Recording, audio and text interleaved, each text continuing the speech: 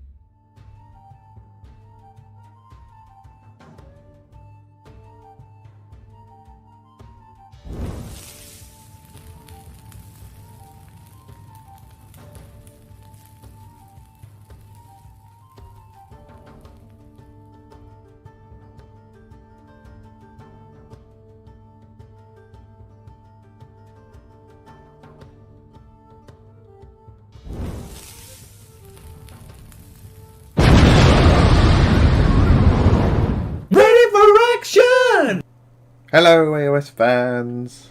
Hello, everyone. I've left my sound on. Let's do that. Let's get rid of that. I was thinking, what can I hear ready for action? I can hear myself. Terrible, isn't it? Can you see me properly? Hopefully, yeah. Lean left a bit and you'll be fine. Left a bit. Left a bit, right a bit, left. That's perfect. That right? Perfect. Yeah, as you heard, I was coming to this late. I've been writing tomorrow. Wednesdays, my Geek Dad post goes out on Wednesdays, and I try and finish it before this. But normally I end up writing it till about 1 o'clock in the morning. But I more or less got it finished. I wanted to send it off because it's about the political situation, a little bit about what's going on in the world. So I wanted to make sure it was dead right and give the editors enough time to read it as possible. So I wanted to get that out. So that's why I'm running a bit late. And then my children just leave more and more stuff on the computer desk, so that's why the camera fell over, which is what happened when you heard me. So there you go. There's a brief preamble. Yeah, no one. We decided to do the whole dropping the camera thing off screen today rather than on screen. Well, it was about mistakes, isn't it? So that's true. I'd start with a mistake. There we go. Aaron Schreiber says, to quote Bender, "I'm back, baby." Yes, indeed. We're here. Back, baby. Did you see that the trailer for Bill and Ted's the new Bill and Ted film dropped today? I haven't, and I have mixed feelings about it. It's one of those things I don't think should be done. I think I agree with you. I think the idea of it sounds brilliant, but I think in practice it's going to be probably terrible. It's going to be like our teenagers feel when they watch us try and do comedy. I think so. Yeah. Sure. I think it could be pretty cringy. See, Aaron says it looks amazing, and I'm worried that I will let my rose-tinted specs, my nostalgia tint my vision that it was brilliant, but then I'll watch it and then I'll think it wasn't actually. It was terrible. But yeah, I haven't watched Wayne's World in about 25 years or however old it is, and I don't ever want to, because I know I won't think it's very funny. Yeah, I mean, you watch Wayne's World now, and it really has aged. There's like jokes in it about how one of the people they're interviewing who they don't like because he's a businessman or whatever, and they're not because they're anti-establishment and all that stuff. And they're making these jokes about how I can't remember what it is exactly. It might be that he likes penis or something like that. Like these days, it's kind of not as funny. It's like maybe he does. Could be gay. I mean, what you can do about that? They'll be like, oh no, shit. I mean, now we just look like bigots. Yeah, it's a lot of comedy. I just sort of comedy doesn't age very well. I see that Netflix and the BBC have taken down Little Britain. Yeah, but I mean, one of the characters called Ting Tong. It's going to have to come off the air, isn't it? It's just. Really. I mean, they were always. That I liked that program, some of the episodes, but even back when I first watched it and they had the Ting Tong character, I remember thinking, "Wow, that's pretty." Racist, really. it's just. Anyway, I guess we should probably talk about this before we get ourselves in hot water. Let's not talk about all this depressing racism and all that crap going on. We've had enough of that shit. Yeah. Let's talk about, mind you, a lot of people have had a lot of that shit for a lot longer. So yeah, we go. True, yes. But let's talk about hobbies, because that's why we're here, and we don't want everyone turning off before they've even bothered sitting down to listen to 5 seconds of us. So let's crash on into things. There's lots more comments here than I realised. There's many comments. All the people are commenting. Hello, everybody. We've got loads of people in tonight. We've got Matt. We've got Brian. We've got Justin. We've got Stu. I'm trying to find more people I haven't already said. We've got Andrew Marlowe. We've got Malachi. We've got some prat called Robin. We've got Ed. We've got Dark Croc. We've got Aaron. We've got Megaloz. We've got... I think that's a Milky Paints. Hello, everybody. I think I missed... just come in as well. If I missed anybody, my apologies, but thank you all for tuning in. Thank you for being here. Anna Robinson, a random lurker. We welcome you all. Feel free to spout out anything you want in the channel whenever you like, as long as it's... And MK is here. He finally did it, or she finally did it. They finally did it. They finally did it. What did you finally do, MK? You made it to a live session? Well, it's pretty exciting. We're up to 16 and Dark Croc is here. Woo! 2. Hello, so all of you. Basically, if people could just keep coming in every 5 seconds, then we can just keep reading names out, and we'll just do that for the hour or so that we're going to be here instead. You made it to a live. Welcome on board. You're now a liver. Therefore, you have to come back. I mean, I don't know. Some different to a lifer. Not much though. Similar levels of feelings of despair and anguish and wanting to leave, but. Hopefully everybody who's in here will tell you how great it is to come in here and be here live and be able to interact with us in real time. Real time. It's 11 PM on a work day here, 2 kids in bed finally. Well, yeah, it's same here. I feel your pain. Well, we all do, really. Whew. Okay. Still waiting for his last meal to be sent. You're not getting one, Ed. Tough. Anything can happen in the next half hour. Yeah, that's about right. Literally anything can happen. So we're talking about mistakes, which is appropriate for us. Hey, honk honk. Yeah, especially as Pete was a mistake. I was hoping you'd take offence there. In a vocal way. Anyway, so we were talking about mistakes. People slightly misinterpreted our observation in the Patreon chat where we have because people actually asked us what what rules meant, which wasn't quite what we meant, but I'm quite happy to answer what I think rule interpretation should be, but they're probably wrong. Yeah. I mean, if there's any kind of level of doubt in what the answer actually is right now, whatever we give you as the answer is probably the polar opposite of what GW will actually say in their next errata. Yeah, we're pretty good at the anti-errata, I suppose. Yeah, but I think we tend to go quite often on the path that the majority think is going to be the case, and then GW go, no, we've broken that completely. Does happen too. So yeah, but we'll and if anybody has anything whilst they're watching, do feel free to shout them out in the comments, and we'll see what we can do. We'll shout them out even quicker if you do one of the super chat things. I don't know what that does, but it costs money. Does it? Oh, okay.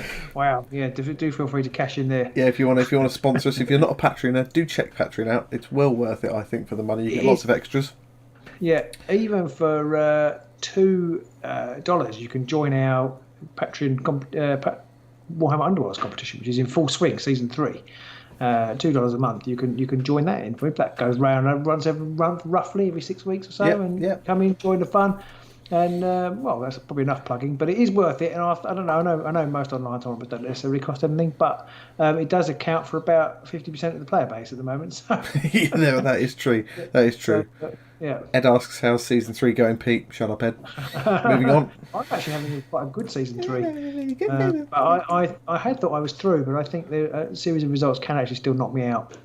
I think, but at the minute you're top of your table, I think. I am. That's because nobody else playing the game. No. It's because your surname's Brooks. The top, it's because my surname's Brooks. And everybody else is below that in the alphabet. Yeah, I'm not doing so well on that one, so...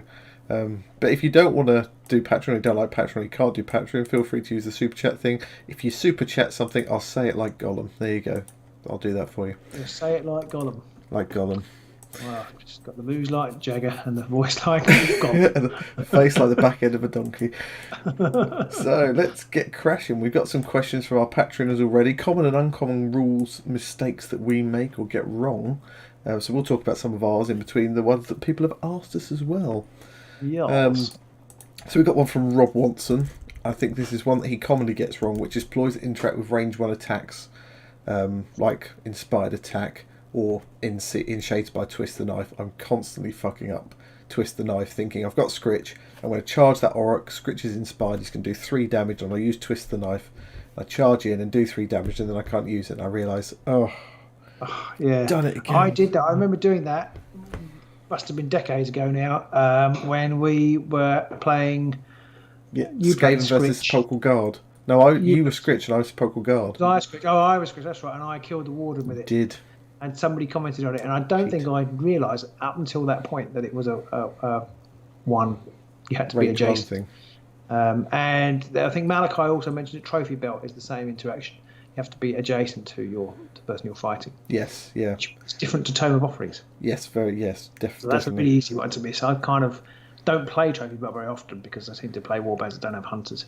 But yeah, that's one that's easy to miss. And Inspired Attack, I love to miss that one. I think I've learnt it now, but I've missed that one quite a few times in various games because it's such a good card and it's easy to forget. And I think it's easy to forget these interactions. It's something I put in my little notes that I've made here.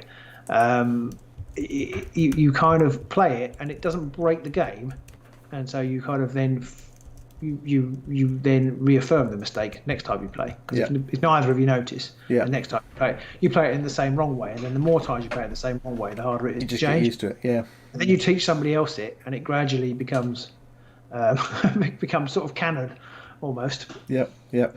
Justin Ellaby says, has he missed season 3 roll call? We are probably getting towards halfway through season 3, which means that in another couple of weeks probably we're going to be doing a live broadcasting of the final, hopefully, which means we'll be starting season 4. Ooh, yes. I think the problem, like Matt's pointed out there, is it's a fault that there are so many upgrades being range 1 and 2, and that you see range 1, you also think range 2 and stuff like that. And I tend to... Definitely true. Also, I'm guilty of, and I think a lot of people are guilty of, you just sort of read the bonus bit, like +1 damage on your next attack, and you just skim over it a bit, and you don't read the range 1 attack part, or you just forget that bit. You think it's 1 damage, 1 damage, 1 damage, 1 damage, and then you go for the roll or the attack, and then suddenly you think, oh shit, it's range 1 as well, and I've completely forgotten that. Yeah, absolutely. And it's easy to... I mean, it's one good thing about... Well, not one good thing. It is a good thing about Warhammer Underworld Online, that actually you can't do it wrong. So if you can't cheat by using Twist the Knife when you're not meant to, and there's none of that, you haven't got that backup when you're playing physically. Yeah. Another thing that Rob Watson pointed out in his comments was so many people do the whole scoring objectives, then their opponent scores objectives, then they discard objectives, and then wait for opponent to discard. It's like, no, you don't do that. You do it all in one go. And the online version clarifies that a lot more. But I think I even had it at the last Grand Clash I was at. One of my opponents, I was sitting there and I went, okay, end phaser, I've scored these cards, and then he immediately goes into, well, I've scored these cards. I'm thinking, it's my go, thank you. Just wait a minute. Yeah, I mean, we do it a bit. Sometimes, but it's one of those things that I think that is a classic where the person teaching the game has got it wrong, and then that's kind of progressed out because it really doesn't break the game at all. But it's just not the way it works. It's done. And I suppose you get a slight advantage from doing it that way because not advantage, just changes the way the game works. Because if you know what they've scored, it And they could. score supremacy. You might think, oh, I'll get rid of mischievous spirits now because I don't need it. Yeah, it could possibly influence the game in some way, and it is a bit of out of sequence to normal, where you go, I go, you go, I go for everything except the end phase, in which case I go, not you. So there's that. Yeah, that's true. Yeah, yeah. And then he also asked the question about, the quarry and dead fighters business. If a fighter is dead, and people can shout in the comments here, if a fighter is dead and they were a quarry, are they still a quarry if they were made a quarry for things like marked, which says they're a quarry until they're taken out of action? Yeah, and this is one of those ones where we're going to get it wrong. Yeah. Because I think the rules as written, guys, are correct in this sense that actually Mark does say until they're taken out of action, so they shouldn't count. And actually, Pete and I both built decks around, or certainly I did, around the idea that Mark did make them a quarry, so you could score a triumphant hunt with it. So I kind of. Sorry, I've lost what I was going to say. I kind of feel like that as written, then they don't count as quarry, so you can't score a triumphant hunt, which I think is a real shame. Yeah, I think that's yeah. It's just really sad, really, that the only people who can use that upgrade or that objective are probably Hrothgorn. Yeah, and it's like, maybe the Daughters of Cain will be able to implement it. I imagine they'll have some hunter quarry mechanic going on, but he's the only one who reliably makes somebody a quarry. There are a few people who, a lot of people play Survival Instinct, don't they? But I don't think you take Triumphant Hunt on the off chance that somebody would play Survival Instinct. No, definitely not. And I think that's where it falls down, in that you've got this what looks like a really good card. You've got to kill 3 people. That's not easy. It's 2 Glory, which is an okay end phase card, and one of them's got to be a quarry, which isn't necessarily the easiest thing either, because you still got to have 3 people dead. But then you suddenly realise, I've got literally nothing to make someone a quarry if they're not a quarry already. And the only Matt says Triumphant Hunt is kill a quarry. Triumphant Hunt is kill 3 fighters, of whom one is a quarry. Yes. So I've been using it with Godsworn Hunt because you're all out trying to kill somebody, and then just before you make one of the attacks, sort of the most likely to succeed, you can play marked on them, make them a quarry and kill them, and then you've killed 3 people across the game, because it's across the game, it's not in a phase, so it's just across the game. As long as you've killed a quarry at some point, this was how I was reading it, then you could score Triumphant Hunt. But if you look, it does say I can't remember, there's a quarry and 2 other fighters out of action, I think is how it's worded, and marked is somebody's a quarry until they're taken out of action. So I feel like probably, as I said, rules as written, then it's technically not legal, but I just like it so much as a way of making some of the crappier warbands better. Yeah, and it actually brings the whole hunter quarry thing into play a bit more, because no one fucking bothers with it apart from Hrothgorn and maybe the odd upgrade which makes you a quarry, but no one gives a shit because no one cares about quarries anyway, because no one takes any of the upgrades that help you fight against quarries or anything like that. So it's just like a non-starter for me. It's just a really annoying card. We have got a question here. I don't know if it's not related to what we're doing, but it says, how do you feel about the online meta being different in terms of there being more crits rolled and knowing when your opponent has a reaction card to play, i.e. knowing when they have trap? To be honest, I'm not with it enough to notice that my opponent is thinking of playing a ploy. No, I'm not either. Reaction, I've never thought, they paused there, maybe they've got trap. That has never occurred to me. So maybe that's just me not playing enough. And I'll tell you what, I played a game the other day and there's no fucking crits in this game for me anyway. And I feel like the crit thing, you'd have to do a proper study on it. Yeah. But I feel like the crit thing might just be, what's it called, confirmation bias. Yeah, or just bitterness, because I've had games where I've not rolled a poxy crit for the entire game, and then I've had another game where they're practically spilling out my ears, but then we've had my game with... Was it Brandon? Might even been my game with Brandon who asked the question. We rolled 5 crits in one attack.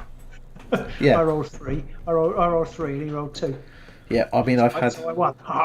I've definitely rolled a lot of double crits since playing online, but I think at the same time I've probably played a lot more games online since the online version came out. Haven't you been playing a lot? Well, it's not necessarily I've been playing loads. Some of the people in the Patreon group, they're playing like 10, 11 games in a day, and I'm not anywhere near that. But if I play 2 or 3 games one day, that's practically the same amount I would have played for an entire week before when it was just us two recording games. So, and it's much easier to just go on, play a game, and then you're done, and you can rack them up much quicker, I think, there. So I think, Peerless Fight needs to come to the online version, says Andrew.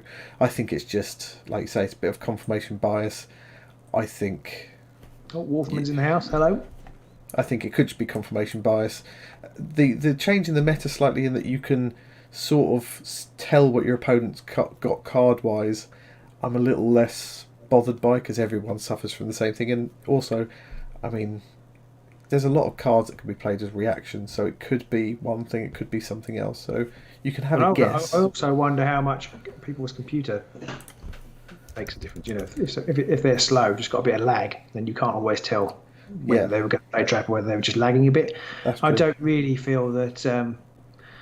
So I haven't particularly noticed, but I haven't played a lot of games. I've played quite a few games, but I haven't played a lot of games, and I kind of tend to assume that everybody's got trap anyway. So just like, I'm waiting for trap. But if they haven't played it now, they'll play it later. I think until they've played it, I always assume that it's about to come. Yeah, and I agree with what Brown's just said, that he says he thinks we're probably right, and I'm not agreeing with him saying we're probably right. It does feel sometimes like you're expecting just 2 dodges, and you see crits on those 2 dodges way more often than you expect. But I think it's just playing more games, I think, and rolling more dice as a result ends up seeing those kind of aberrations. We need an intern, Pete. We need an intern to play Warhammer Underworlds all day, and then just online, and then just count the crits. Yeah, count the crits. Yeah, but and then you've got to roll thousands before you even get anywhere near sort of like a possible sort of good accurate average, I suppose. But or we could just get somebody to hack the code, see whether it does. Well, that's the hardest part of these kind of things, right? It's actually coming up with true random. And I'm sure there'll be people out there that will argue that just rolling a couple of 6-sided dice isn't true random either, but it's probably random enough.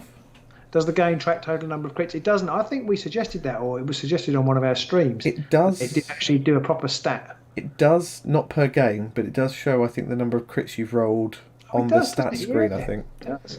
So, I mean, people could look at, but I don't think you can get to that screen unless you play a game, which is a bit stupid. Okay. Unless I'm an idiot and I just haven't seen it, which might be the case. So Matt has just used the word egregious, which I don't really know what it means. So egregious. I don't know whether I agree with him or not. I'm just going to Google it. Outstandingly bad or shocking. Oh, okay. He kept track of the grits. He kept I can't even speak now. Hello VJ, morning. Hello. He rolled crits 38.89% of the time. Yeah, okay, that's a lot of crits. That is quite a lot of crit. You've got the crits there. But that was a physical game, wasn't it? He said that was. Yes, it was. Yeah, we have both had games like that. Yeah. Where you don't get one game you get billions and some you get none. Sometimes you roll 10 dice and don't get any. Not that you're bitter about that. That was over a year ago. I'm still going on about it. Still pissed off every time. 13.95% of the time. Oh, Timo's in the house as well. You should probably not give Loz the weighted dice. Yeah. I'm going to say. It's just silly. Someone asked earlier up as well. Someone asked earlier up if there'd been any announcements on when the daughters were going to arrive, and no, there's not been anything. So no, I wonder whether we might get something this weekend, but they're going to be focusing pretty heavily on 40k 9th, aren't they? Probably. So I think that's the thing. They might just squeeze a daughter of Cain out, sort of on the quiet. Plop an Auric and a daughter of Cain out on the side. There you go. There's some Underworld stuff. No one cares about that. Fuck off. Here's some 40k 9th edition. Woo! Way. Hello Timo. Timo's joined us now as well. Hello all. Hello. It probably is going to be 40k all this weekend, Justin. I agree. So we've got some more questions. Let's go through some more. Well, we've ended up with questions rather than rules we get wrong, but let's just jump into a couple more. Manuel Rodriguez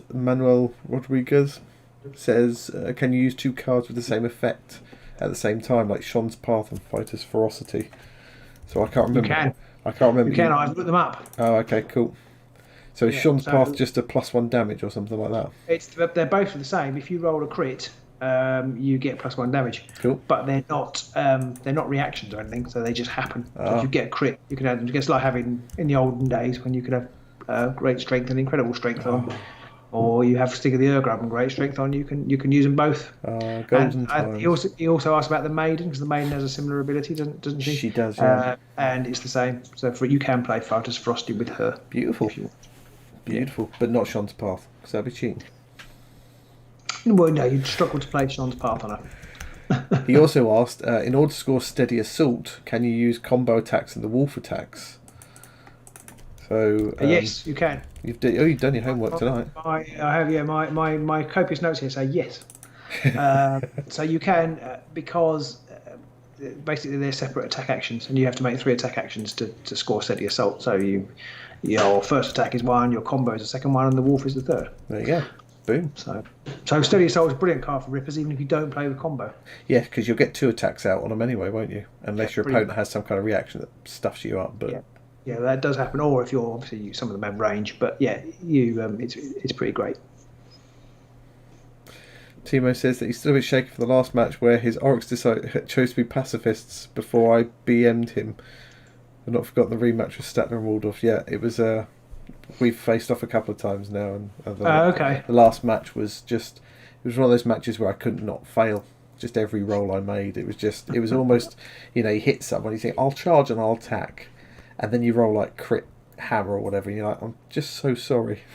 But you don't want to not do anything, because that's just being what's the word, when you deliberately don't do something to help somebody else out.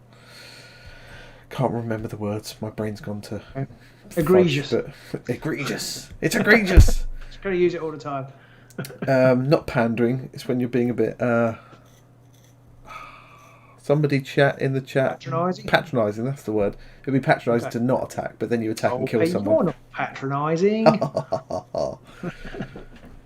Has to be done. It's contractually obliged as a dad to make that joke every time somebody talks about patronising. I think so.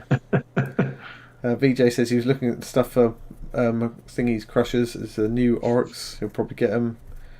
But he remembers when they announced Blitzbolt 2 as well. So yeah, Blitzbolt 2. And oh yeah, I've forgotten about that. Yeah, that's just coming out in the US though, isn't it? Yeah, I think so. So yeah. Ed says he's just had a fun bug where he played a ploy and it was put in his opponent's discard pile. I've not seen that, although once I've played a card or my opponent's played a card, I rarely notice where they go, because I'm not very good at playing. There does need to seem to be I think we need an option for like old duffers where it just like leaves the dice on the screen or leaves the card on the screen or something, so you can go, so you don't sit there going, what's he done? What's he done? Yeah, I don't know. Yeah. You should probably just speak it. Yeah, just go, I'm playing Twist the Knife. Yeah. I mean, I lost a game once where I was nearly on. I mean, I still needed to make an attack and kill someone, but I had like about 4 ploys in my hand to enable me to really have a good chance of doing it. And then it got to the power step, and I suddenly thought, shit, I don't know if it's my turn next or their turn next. And I didn't know whether to play the cards, because obviously if I played the cards and it was his turn, I was fucked. And in the end, I ended up running out of time. And then the minute after it ran out, I obviously realised, shit, it's my turn. And I haven't played those cards, and now I can't win. And then I realised that there's the little thing on the right-hand side where you can actually look and see what happened last. So, yeah, I was a little sad by that. Oh. So let's see what else we've got in here. Andrew Marlowe says the most common mistake he makes is that he keeps thinking the eyes of the 9 are good. Yeah, that's just Andrew sadomasochistic tendencies coming out again. But he does say one of his more common ones is flipping over activation counters, and especially when you end up playing like a flurry of power cards or spells and stuff like that, and then you suddenly realise, shit, I don't know whose turn it is next, because who did what. Yeah, missed whole turns because you have, especially if you play a reaction which enables you to have an extra attack. That doesn't happen quite so much now, but an extra attack in the power step, then it can really screw things up. Yeah, we've definitely done that before, where we've gone back afterwards, and I'm editing the video and I suddenly realise, oh, I didn't. One of us didn't take a third activation, or one of us ended up with 5 activations because they thought an attack wasn't something, or some other weird. Again, you can't make that mistake on Warhammer Underworlds Online. You cannot. But what you can do sometimes is the opposite and sit there and think, I've got another turn after this, and I'll do this. Shit, no, that was my 4th turn. Or he just completely forgot what round it is. Yeah. I mean, and I score Conquest. Oh no, I don't. It's round 2. Shit. I mean, it's right there on the screen, but still, I fucking missed it. Yeah. I haven't done that. What I have done is think it's round 2 when actually it's round 3. And just think, oh bugger, I haven't got Conquest, and then it was okay because I drew into it later. But yeah, so I haven't done it that quite so bad the other way around. Another one that Malachi has mentioned. One, he says that he's getting better at it, but picking up your cards before you put your fighters down. We've done that a lot. You place with your models and then you think, oh shit, I didn't pick up my cards. Then you pick up your cards and think, we have done that. These are not the cards I want for the layout I've just done. I'm going to have to do it all again. Okay, Timo has said, and I don't know the answer to this question, Pete, but you might know better. It's when can he play Sneaky Stab, and when can't he? Sneaky Stab. Let's have a look. Sneaky Stab. So... You were talking about it the other day, and because I've never played Skaven really, I can't remember. Sneaky Stab is you can push this fighter 1 hex before they make an attack action, though not when this is part of a charge. So basically, instead of your normal attack someone from where you're standing, if you mean the online version, Timo, there's actually, you get an extra activation icon. So you normally have your move icon, your guard icon, your bring a Skaven back from the dead icon. You get a 4th one on there, which is for Sneaky Stab. You click on that, and then it will say, okay, which hex do you want to move them to, and then when you're in there, you then have to click on who you want to attack if you have. So is it an upgrade? It is, yeah. So when you make an attack action, you can push once. Yeah. Okay. And it doesn't have to be Scritch, although it's nearly always going to go on Scritch, but yeah, it can go on anybody. You can push them 1 hex and then. So you can sort of attack and then push yourself 1 away. If you No, before you make the move, before you make the attack. But for example, if it was Scritch, you could. If you were adjacent, you could push yourself away, so you weren't adjacent. Yeah. There is another Skaven card as well, which I think enables. I think it's Skitter Scurry. Okay. Which Skitter Scurry, which is a Scritch or Kirk only one, which is after any action that this fighter makes, you can push them 1 hex. So if you have them both on Scritch, you can push them forward, attack someone, and then push them back again. Ooh, nice. Which could be handy for nipping out from behind a corner and stabbing someone, and then nipping back again. Nice. So it's a 1 hex charge that's not actually a charge, so it could be quite handy sometimes. Yeah, I can see it useful, especially on a 2-range attack fighter. Yeah. Malachi also said another one for him is when you get lot extra glory for kills when you have all things like Tome of Offerings or whatever else like that, is that you have to be adjacent to the fighter. I think you mentioned this one earlier. Yeah, I did. Not further away and stuff like that. So you can miss those. But also, I find quite often I either forget the glory in my excitement of killing somebody and stuff like that, or I don't take the right amount. So maybe I need 3 glory, but I only take 2 or something like that. Sneaky Stab would be quite good with second wind, wouldn't it? You could charge and then give them second wind, and then they could, because that enables them to, as though they made a move action, so then you could attack, you could push them up 1, so you have, if it was a Scritch, you'd suddenly have a decent reach. Yeah, I did try a deck for a couple of games where Scritch was my main killer and everything was geared to just upgrading Scritch and taking people out, but I got so pissed. I played one game where I dumped him using hidden paths into my opponent's backfield. He was playing Sepulchral Guard, so I had like oodles of models within range. I should have been hacking them to pieces, and I think he made he missed 7 out of 10 attacks during the game. Ouch. It just drove me fucking poi. I gave up with it after that, because it's like, if he's not making his hits, I'm not scoring anything. Okay. No, that's a problem with aggro generally, isn't it? Yeah. Gerzak could do with a card that enables him to move up 1 when he's fighting. That would be handy. I played an Rawk play the other day, and he played Brutal but Cunning. But he didn't play it on Gerzak. There's make an attack and then make a move. But he did do it on Gerzak, and he could have shoved Gerzak right into the middle of my board at that point. And first round he couldn't attack anybody else apart from the one person I ran forwards to get killed. But it's like, Why didn't you do that? You end up shoving somebody else, and it was just weird. It meant that Gerzak could It is attack quite for 2 good. I rounds don't in a play go. that one actually, and I was playing the other one, and the one where you can do a move and then attack. I was playing that one, but then I just found people just moved away from him after you'd done that, and then I realised that, and then I watched we commentated on the game that Valentin played, and he was playing Second Wind, and I've never played Second Wind, and I realised Second Wind is just basically a better version of whatever it is, but cunning, not brutal, but cunning, or cunning but brutal, because you can play it after the charge. You don't have to do it up front. So if Gerzak dies, you haven't wasted the card, because you can then play it on Bonecutter or Yeah. So it is better. It's a better card. So now don't play either cunning but brutal or brutal but cunning, and they're my 2 favourite cards. DJ, I see you've answered DJ the Lucky One. DJ the Lucky One. You want to know a good online deck, online database for Underworlds? Underworldsdb.com is our go-to, and we will defend it to the death. It's brilliant because also if you play Underworlds online, it has a version on there where it'll just give you the Underworlds online cards and stuff like that. So it's kept up to date. I do really like it. I mean, I think it's as much as anything, it's familiarity. I think whichever one you're familiar with is the one that you like. When people send me deck links in one of the others, I get really upset because it doesn't run how I want it to. Although and it doesn't have any adverts either, which is a good thing, because Underworld deck has had adverts, and I had a very dubious advert on mine the other day. Well, not dubious. It was just a fantasy game. It was advertising, but it was advertising. It was traditional 1980s fantasy art. Right. Yeah. A lot of skin.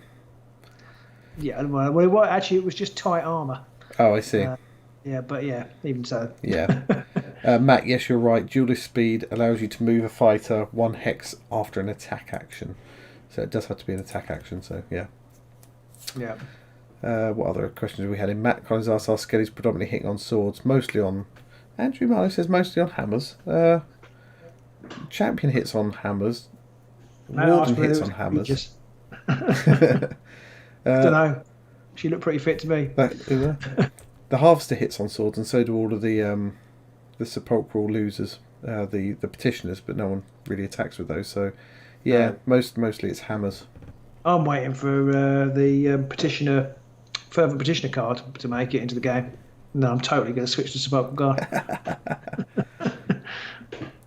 Andrew Moore does say he's been playing aggro Skellies, which I've been playing them online as well.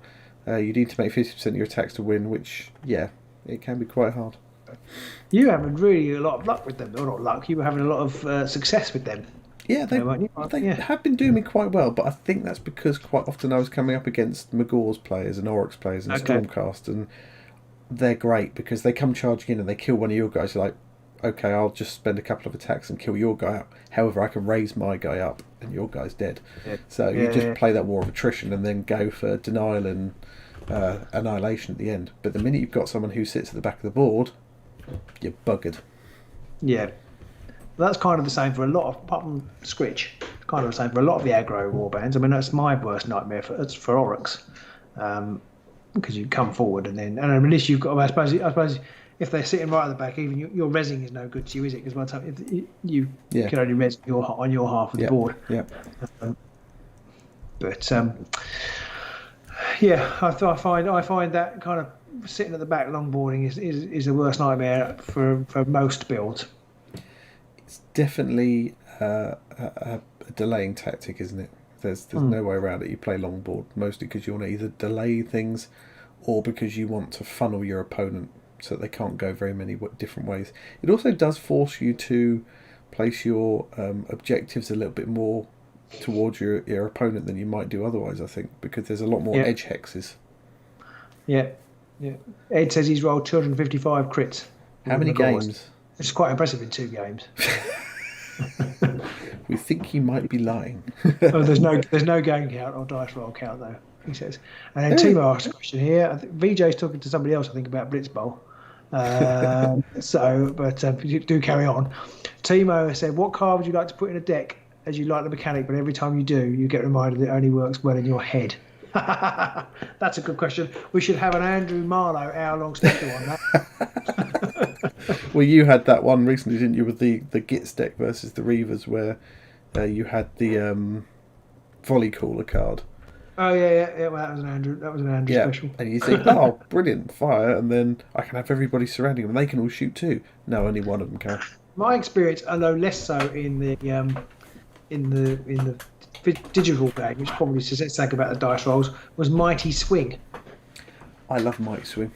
Yeah, I know it's great in the digital game, and so that does suggest that the dice rolls might be a bit dodgy. But when we play in the physical game, that never worked ever. No, and the Harvester sucked.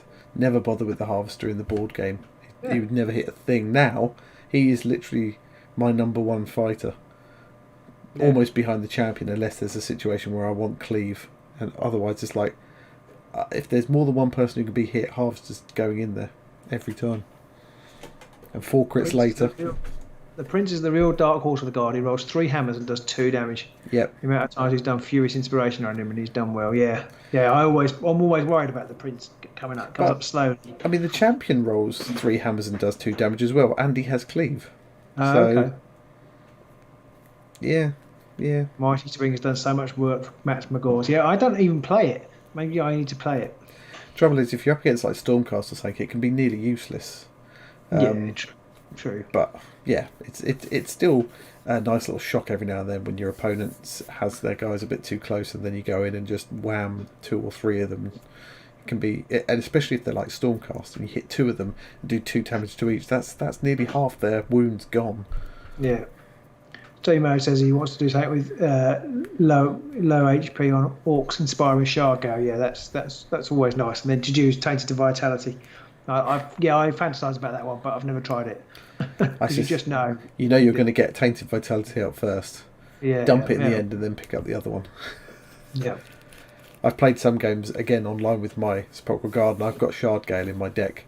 And it quite often ends up killing 1 or 2 of my own people every time. But the number of times I've had like an opponent who's got their Severin left on 1 wound or something like that, and you just Shardgale and they're dead. It's like, I might just kill 2 of my petitioners, but you've just lost the guy you've got about 4 upgrades on.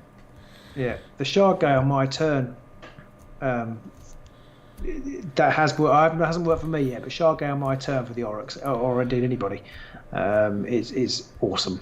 And Justin did it, didn't he? He did. Killed somebody's queen in turn 1. Yes. Valentin did it in the final, because that's a really sweet combination. But again, it's got to come out at the right time. You've got to get the 2 cards out together and have a fighter who's got more than 1 wound left. Shardgrave is great for the guard, and Bone Shrapnel with Twisted Knife and Trap. Yes. It's just lots of extra damage that your opponent can't do anything with at all. Robin did a spite Shardgale in me. I did, and I realised, Matt, that probably cost me. That might cost me the league. Because what I should have done, Matt, I should have run into your backfield because I had Spectral Wings, stopped you from scoring Denial, and then I would have been, my glory differential would have been different. But instead, I just blew up my remaining Auric and dog. Because what the hell? I discovered that if you have Demonic Weapon, which is take a wound when you make an attack, if you have a fighter with 1 wound left and you attempt to make an attack with a Demonic Weapon, it will just kill them. Which is probably very obvious until you're not really thinking about it, and then you go to make the attack and your fighter just dies. Yeah, it will do that in the real game, to be fair, unless your opponent says, "Are you sure you want to do that?" Yeah. Maybe that's what the game needs. Yeah, it kind of needs when you're going to make a stupid thing, like when you're going to charge when you're standing next to somebody, instead of attacking, you should say, "Are you sure?" Just a face of somebody like, "Are you really? Have you read that card properly?" Yeah, could do with that sometimes. The number of times as well where I think I'm getting rid of upgrades at the end of a round, and then I drag an upgrade out. It's like, no, you've got to put that on someone now. Like, oh shit! Yeah, that's cost me a game. I did the other day, and Brannon very kindly in our league game let me put it back. I meant to pick Bonecutter to put him down, picked up Gerzag by mistake, and went to sort of drop it back into the hand, and then he'd already longboarded me or offset the boards, and I accidentally put Gerzag right at the back, absolutely miles away. So he very kind. If it had been a league, a random game, I would have been stuffed. But he very kindly said it was okay to start again. And then we actually got exactly the same ball roll off, and so we were pretty much. Oh, there you go. That's not so bad then. It wasn't too bad, no. I think a game I had against Valentin, he had some weird problem where his board wasn't showing; it had all gone weird. So we had to start again on that one. But yeah, it was. I think we ended up in exactly the same position afterwards anyway, so it didn't make much difference. So what else have we got in here? We've got some other questions. I don't know if you've already got the answers to these ones ready and waiting on. There was some more that Javier asked about if Severin Steelheart's equipped with Fatal Riposte and receives one attack. I've got something about the ripostes. Yeah, go on. Sorry, the question, Pete. Sorry, go on. The question is, if Severin Steelheart is equipped with Fatal Riposte, which gives him, I believe, a reactionary attack when he's killed, and receives one attack that fails because Steelheart scores a critical on the defence, could he use the Fatal Riposte reaction and the Grievous Riposte, or just one of the two? So you've got that slightly wrong in that the Fatal Riposte is if you're attacked and you fail, and the attack fails, you can make a riposte attack. You can make an attack if you roll a hammer or a crit, I think. Right. But that and Grievous and indeed Sorcerer's Riposte all have the same reaction window, which is an attack that fails. So you can only do one or the other. Yeah. And Grievous Riposte actually is I've kind of overlooked it. It doesn't seem to be that bad to me. It's if you can play it, it's a ploy, and you can play it if your defense dice. So if your opponent attacks you and fails, and your defense die has a crit hit, then you can do 2 damage to them. Which I know that's quite a lot of things to come together, but at some point you're going to roll a crit in defense, and that's basically 2 damage to the person who is attacking you. And if you're playing in a world with things like acrobatic or spectral armor, then you're quite often, or the one you like to play, substance siphon, is it, that gives you 3 dodges in the last round? Yeah. If somebody does attack you, there's a reasonable chance you will roll a crit. Well, you've got 40-something% chance of rolling a crit on 3 dice, I think.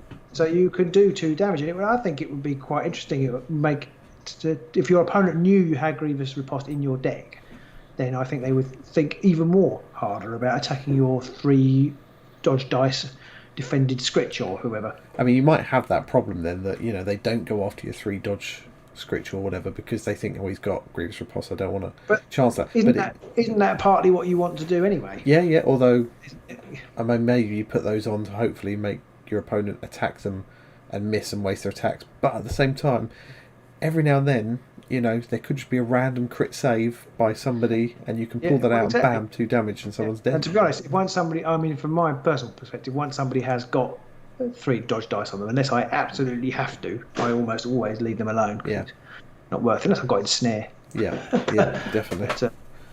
But yeah, that's quite good. It's one of those cards I'm sure I've had in my deck, and it's always been like the 12th or the 11th card. It always gets cut. So I need the other cards.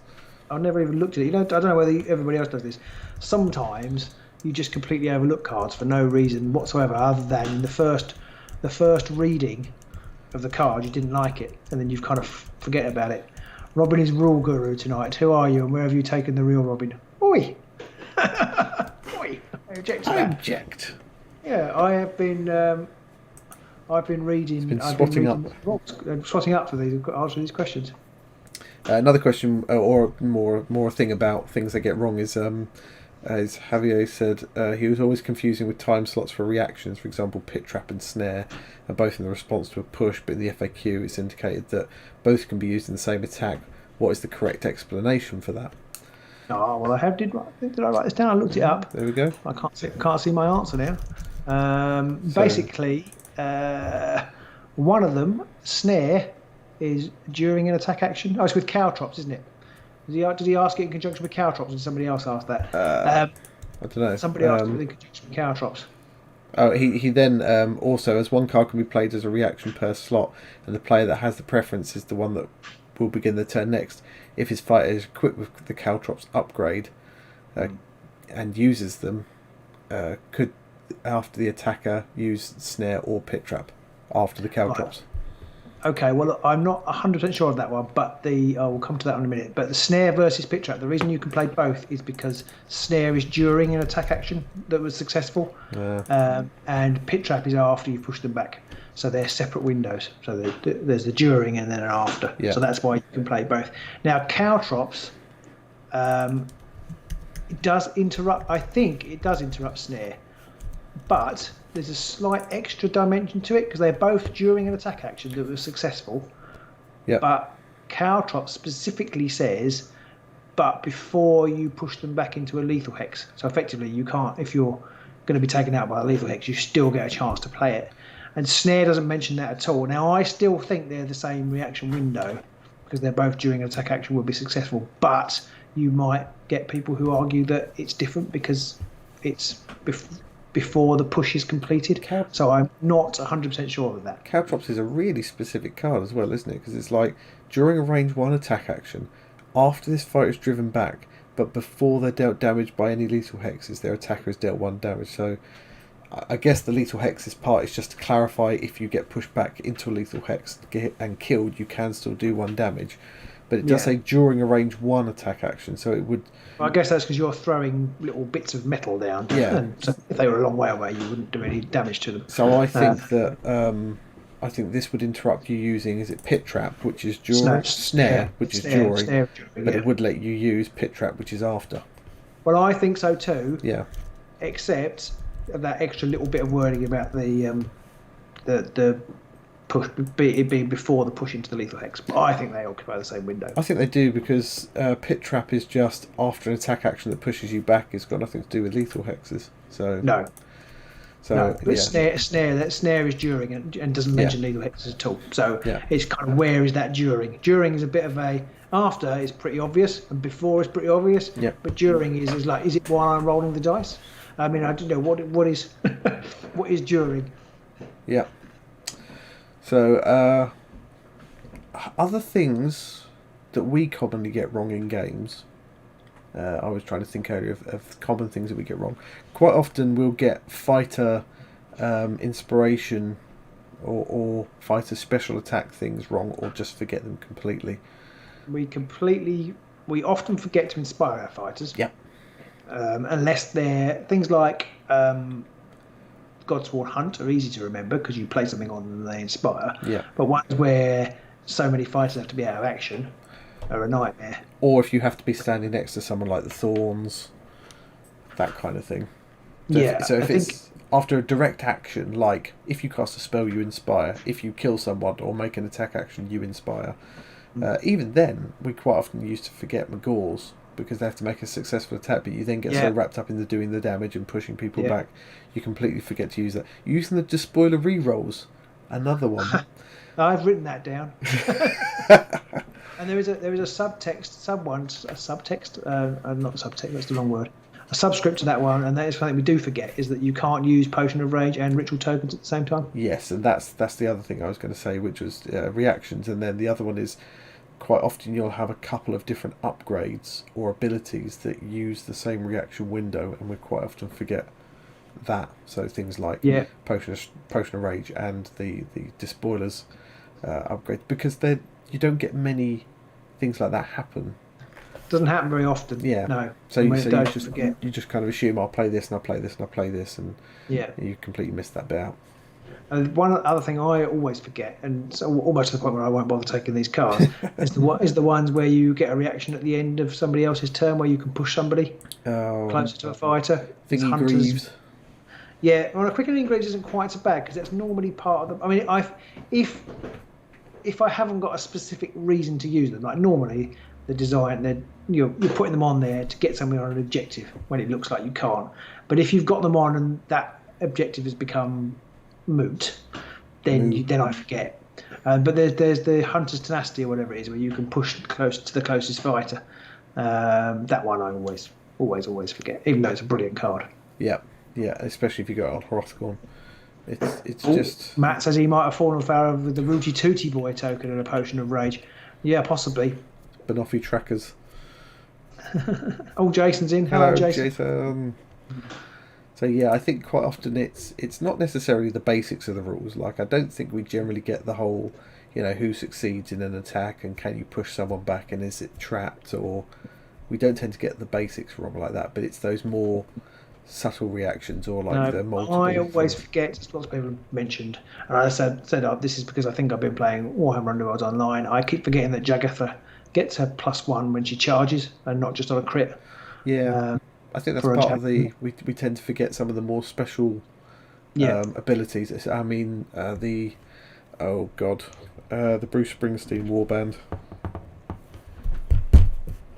Guardians. Guardians.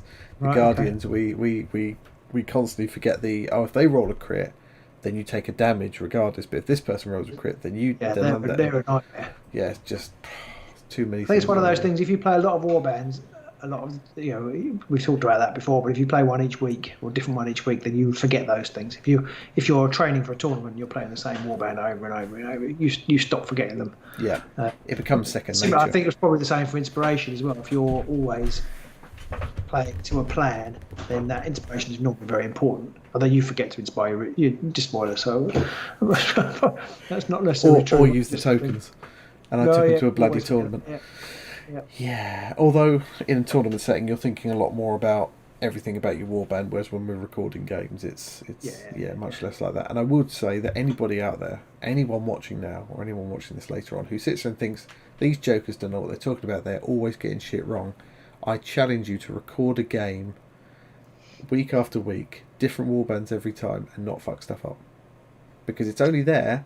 You only remember it when it gets played back to you on the screen. You will miss 100% of the things you've forgotten about.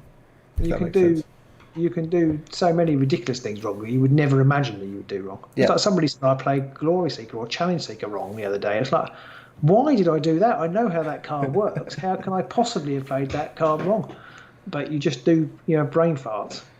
I thought MacLeod says Rooty Tooty doesn't have you spend the token before the attack action. I thought he had to spend it before the attack action. Oh, sorry.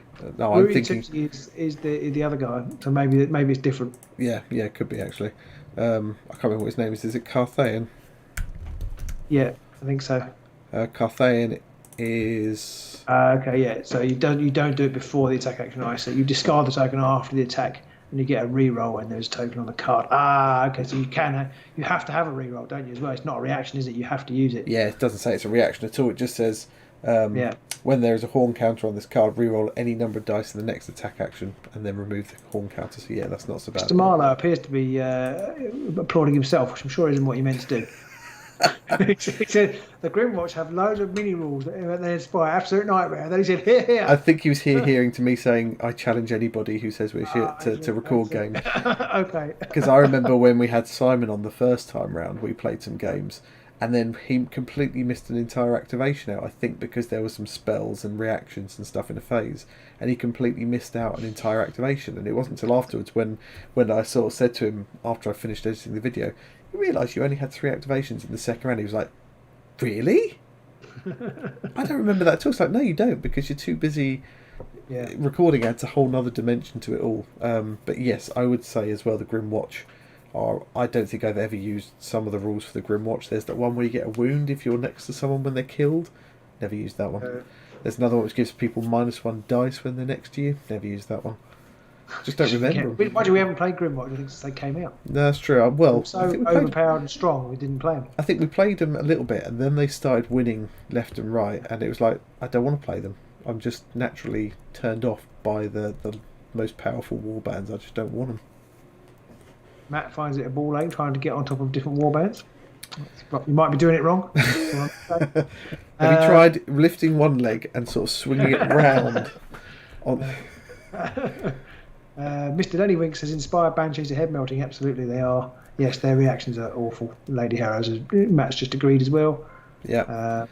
Some of them. I mean, I love the idea that they all have all these different things going for them, but it's such a brain meld to try. That's why I think it's really funny that was supposed to be the easy pick-up game for casual game, because the Lady Harrows are a bloody nightmare. Not only that, they've got some of the most wonky worded bloody objectives on the. Yeah, they've got that crazy one that I still don't understand. Yeah, I think they've all got to have charges, or they've all got to have moves, or they've all got to have guard tokens, or something like that. I did have one other thing. I think that I can never remember this, and this is me. And every time Pete tells what the rule is, I'm still not sure I believe him. Speak up. I can never remember who puts the lethal hex down first. It's always the person who plays the 3 objectives. Yeah, you always say that, but I don't believe you. I mean, I do believe you, but there's part of me that doesn't. There's part of me that doesn't. I will because always... it goes. It's like me, you, you again. So there's 2 me's in a row. And that's the thing. I think that's why I find it counterintuitive. I feel like it should go me, you, me, you, me, you. Me, you. Me, you. Yeah. To you, to me. Exactly. Yeah. Exactly.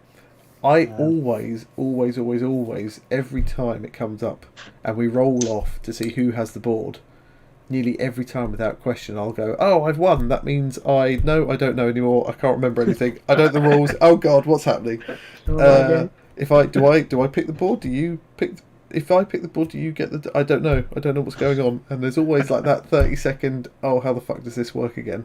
Before I work out. Oh no, I pick the board first, and I get the objectives, and you get to place the boards. Every time. Yes. Every time. Yeah, I think one more question about combo attacks. In my notes here, Pete, there was a guy I've answered about combo attacks. Rosa was asking about combo attacks, yes. Yeah, and I think he was asking, what was he asking? Can a wolf attack after a combo attack? And the answer to that is yes, you can. I think that's because you combo, you make the first one, so that you make your first attack and it has to have combo.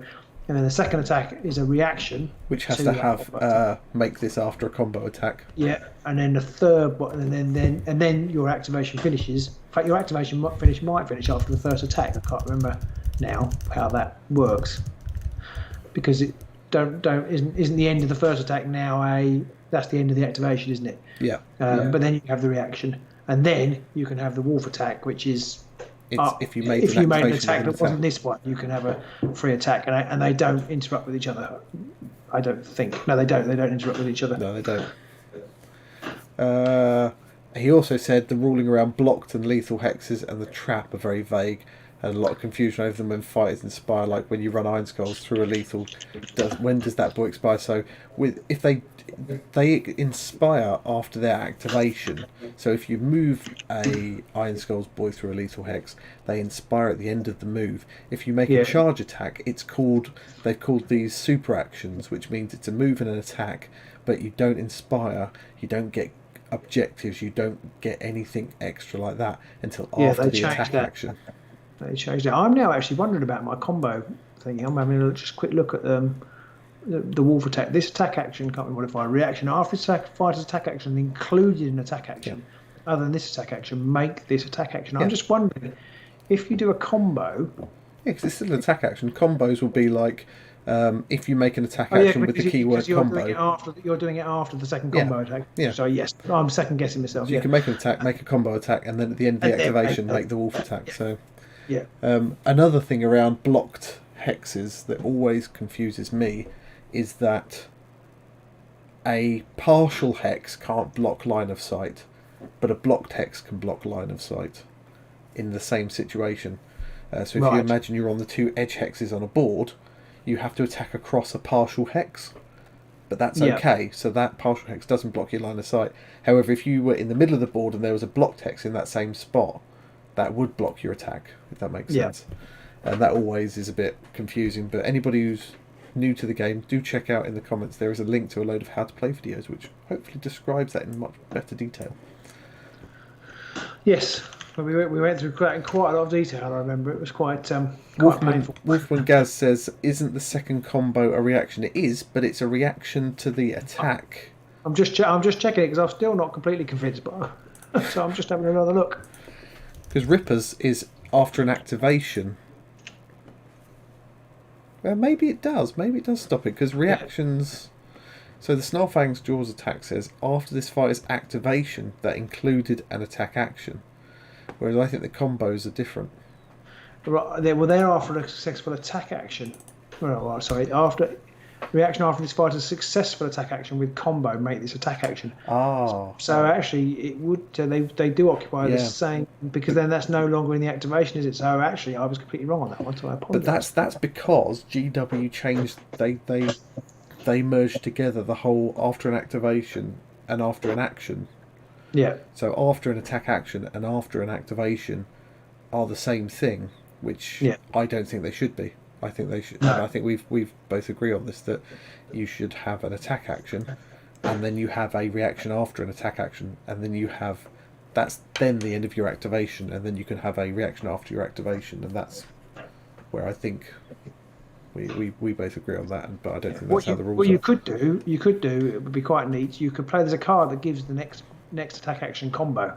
So if you had Potion of Rage on Ripper, you could use Potion of Rage or something use the Wolf attack, and then but also give it combo, and then combo off your other combo if you had the other combo thing. That would be pretty neat. Oh my god! Although I don't think you can do that one. You can't attack with the Wolf again, but you could attack with another combo attack. If you had another combo attack on Rippers. I think it's pretty much only Rippers that might want to use them at the moment. Probably maybe Daughters of Cain will when the time comes. I'd love to make a combo deck. I think Malachi tried to make a combo deck and foundered. I don't think there's enough cards yet.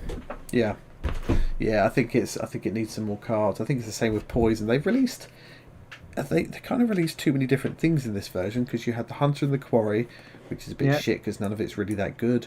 You have the Poisons, which there's only about 3 of them. They're a bit shit. There's no upgrades that utilise them, I don't think, and there's no objectives that utilise them, so they're a bit shit. So the lost page, not the lost. Sorry, I'm going to say 2 things there. My Condemners deck used them pretty well. The Poisons, they've got some uses, but you can't tie a deck around them or anything. You can't sort of utilise them that way. Then there's the lost pages, like you were just about to say. They're a bit shit. They're not really that good. Well, again, there is now one for collect them all together, isn't there? But I don't think anybody uses it. It's an upgrade as well, though. Yeah. So that's quite nice, I think. It's like it should be an objective, but they've gone with about 3 different things in this version: Hunter, Quarries, the Hidden Pages, or whatever they're called, and Poisons, and combo as well, actually. Yeah. And they're all a bit shit. None of them are that good. And you're like, just pick one and go with it. Yeah, it's good to have variation, but I think you can have too much, and it dilutes the power of them then. Yeah, and because you just end up thinking, that's just another shit mechanic that I'm never going to use. Or not a shit mechanic. That's another potentially good mechanic that isn't going to be good enough, and I'm not going to use it. Or it goes the other way, where they create like Relic Gate again, where they create a thing which is so good, it's the way to win every game, and then they have to ban it because you're like. They had to do it with tomes. They had to tone down tomes. Yeah. I mean, it must be really hard to do, especially as the people who play this game, apart from us, are clever buggers, and they will find ways to break the game. Well, I wonder about that sometimes. I don't envy the GW the time. I do think sometimes the playtesters do have a tendency to play the game how they think it should be played, and they don't ever sit down and think, "What if I do this?" I get that feeling because quite often we'll get some cards come out, and very quickly it becomes apparent. You're just not going to take any of these other cards, but these 3 cards you're always going to have. And then a month or 2 later, they're all on the restricted list now. Right? And the whole token ecosystem matters as well. Yeah, the whole token ecosystem. Yeah. There's actually another thing that's been added that adds almost nothing, especially if Pete plays them. Yeah, because there's the sacrifice tokens. I mean, if you're lucky, you'll use them a bit. There's the wild form tokens. No one uses any of them because wild form's a bit shit, really. I mean, we haven't seen what the Rawk ones do. Nobody really uses the. They make me cry. No one uses the Grimwatch ones for the wounds on that guy. No. I'm trying to think what other ones there are now. What were the first ones? Sacrifice. What are they? Sacrifice ones with the Grashrax despoilers. Oh, ritual. Yeah, ritual ones. Yeah. Sorry. And then there's the Horn token, which okay. But there's. Yeah, don't really need that. I mean, it's a token, but it's just a token gesture, really, isn't it? Hey! So I think they should have just picked like 2, like gone, okay, Hunter and Quarry, we're going to go strong on that, and combo attacks, we're going to go strong on that. And I think if they'd have managed that one, possibly the combo attacks might have helped level out the whole objective field a bit, in that if you have lots of fighters running around grabbing objectives but you've got ways to make multiple attacks, you can start picking off multiple people in one go or something like that. Cycle cards as well. Matt's mentioned cycle cards. They were the Nurgle ones that are they were a really nice idea. Love the idea of them, but they nearly all turned out to be shite. What Grimwatch tokens? Matt has said one of the people gets an upgrade or something if they. It's just if he's next to someone who gets killed, he gets an extra wound. Right. But it's a bit shit. I think there is a card that's an upgrade that gives you a token though or something. There is one, but I can't remember what it does. Maybe. I don't remember that one. Game breaking builds are inevitable in a tournament game, Jason, I agree. I do feel that maybe if the play testers of the game thought a bit more outside of the box, maybe they would have spotted some of the problems with, like, the relic gate, for example. I mean, did anyone sit down and go, okay, if I just get six relics on somebody and then just sit at the back of the board churning out glory, can anybody do anything about that? And these things are always easier to see in hindsight as well. You know, afterwards it's even more obvious. But I do feel like there's a lot of card interactions, especially where you just think, how does that bloody work at all? And again, these kind of games, they've got a lot of moving parts, so there's always chances of immovable objects meeting irresistible forces. So it can be tricky. It's madness tokens. It's madness tokens. Grip of madness. Who knows what a madness token does? Oh, isn't that one that isn't that something that Valric has? It is. Oh. I think, Matt, that they restricted Longstrider and then gave out another Longstrider. I think they restricted Longstrider because they knew another one was coming. Yeah, I think so too. They're like, shit, we're going to have to restrict one, or else people will just take both and laugh in Mollog. And you wouldn't want that, Matt. If you move on to an objective, you get a madness counter. Oh, that's it, yeah. And while there are one or more madness counters, the fighter cannot be pushed. And then you remove all madness counters from that card when the fighter makes a move action. Like, okay. That's a Grimwatch specific card, which you never need to take because you can just print glory at the back of the back. So or go on guard. Yeah. In which case you can't be pushed, and you can move and still can't be pushed afterwards, and you don't have to stand on an objective for it. So yeah. Who cares about that? But then I feel sometimes they maybe come up with some of the cards and they go, it's a bit shit, fuck it, we need 9 cards, so we'll keep it. Daniel remembered madness tokens, but did he know what they did? I don't know. Yeah, I didn't. And I don't think anybody's ever used the fuckers. No. I remember doing the run through for that. The Grimwatch cards I just did live because I hadn't seen any of the cards, so I just did it and it was like, oh, this one uses tokens, how exciting. Yeah. I'm never going to use that. That looks shit. I'm never going to touch that. No one ever is. I've yet to see many cards that people have just completely forgotten about, and then someone's gone, actually, if you do this, and everyone's gone, holy shit, how did we miss that? I don't remember any of those happening yet.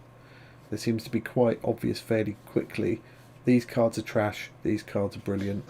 I think Michael Carlin carved out the Tome of Glory's double Mollog leading into the Tome of Thingies deck. Tome of Thingies. Tome of Thingies. That's just called... Cataphrase. Tome of the Cataphrase. Tome of Thingies. Isn't that Playboy? Tome of Thingies. Now the internet's around, you don't need a Tome of Thingies anymore. Playboy, isn't it? Or Playgirl, rather. Playgirl. Oh dear. Razza did ask as well that he would love to come on and discuss this topic around all of that kind of stuff. Rosa, I don't know if you're watching tonight. I don't know if you are, but feel free whenever you are online and watching us live. Do feel free to just chuck comments out there whenever you like. We're always happy to chat on this kind of stuff. Don't worry, they'll probably release a card pack that will horribly unbalance things anyway. Yeah, you're probably right. I do wonder if there's more coming for aggro. I hope there's more coming for aggro because right now, I don't know if objective play is still the king. I think maybe Hrothgorn has unseated that a little bit, but the trouble is when it's only one warband that can unseat the current champion, then they just become the champion and there's still no variation going on. So I'm not entirely sure I agree with that, but you think? I do know what you mean. Well, because Hrothgorn has his other weaknesses, so though he's good hard counter to Grimwatch, he has his other problems. But if you kill him, he's so that makes other aggro warbands better because being able to kill possibly Hrothgorn. A bit, but Hrothgorn can be fucking impossible to kill once you put a couple of upgrades on him. Yeah. Yes, okay. But who was it who was saying I was reading something. I was listening to... I can't say what I was listening to because I've been listening to it in preparation for my game this Thursday when I bring a surprise warband. So I can't say what it is. Okay. If you play Mollog, I'm quitting. Oh, there's a nervous laugh. Here we go. Oh dear. No, I'm not bringing Mollog. Oh, Dark Rawk is Rosa. He's here. Oh, okay. I did not know that. This is one problem, and I'm just going to say it now. I'm going to apologise to everybody out there who are our Patreoners. If I play you on on Warhammer Underworlds online, or if I'm chatting to you on Discord, or if you leave a comment on Patreon, because people have different names, and I can never remember who's who. So I'll go online to play this person, and then they'll go, "Oh, it's me. I'm so and so." I'm like, "Oh, okay. I thought you were someone else completely." Yeah, I think I'm AOS Robin pretty much everywhere. They're not here. I'm Robin Brooks, but anyway. Yes, it's definitely that. It's just because there's different systems all over the place, so it's just hard to tie the names together. So, Dark Croc, do feel free to shout out whenever you have things you want to say. Always. Ooh. Did we answer your question properly? Hopefully. Having answered it wrong and then answered it right. But we did correct ourselves. Yeah, exactly. Yeah.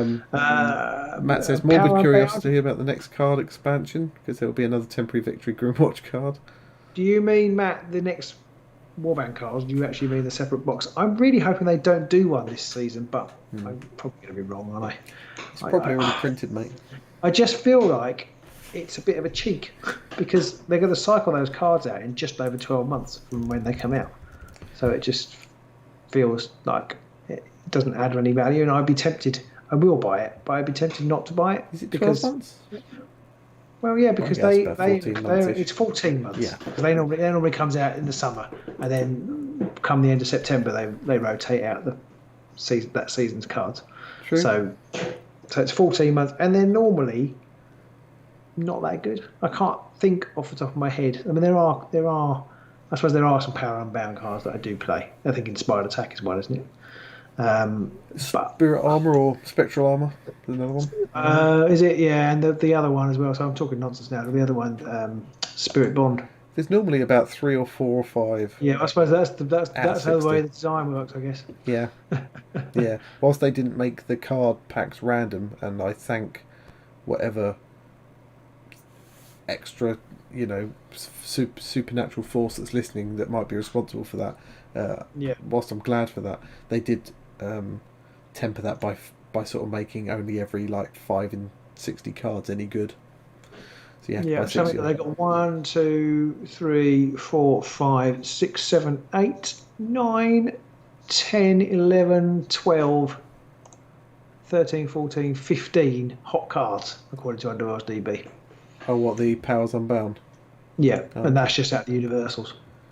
So that is quite a lot of cards, really, isn't it? That's not bad. That's not actually that bad. That's like a quarter of the pack.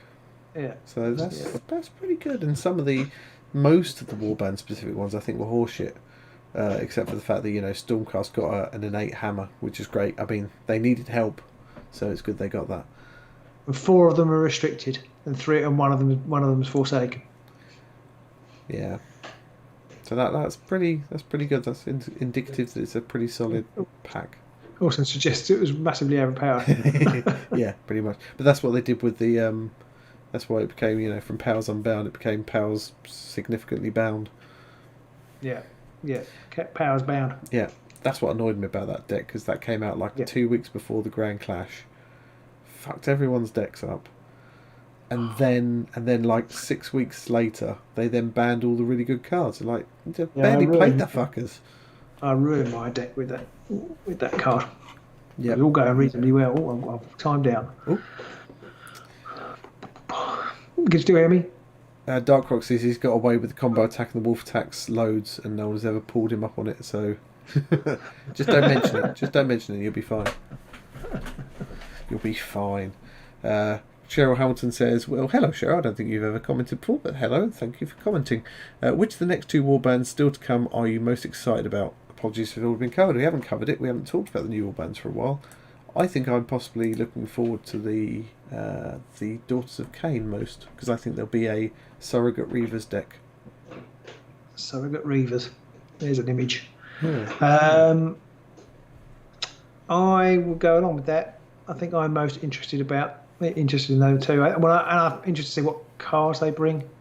I know that they won't, if they're not universal. If the universal, doesn't matter what cards they bring, because it's just new cards. But I think there's faction specific cards because bring up a slightly more aggressive play style, which I'm quite looking forward to. Yeah. And the Oryx all too, but I've got a feeling that's going to be more smashing and less finesse. So I think Daughters of Cain. I'm not happy the fact that the Oryx are a 3-fighter warband.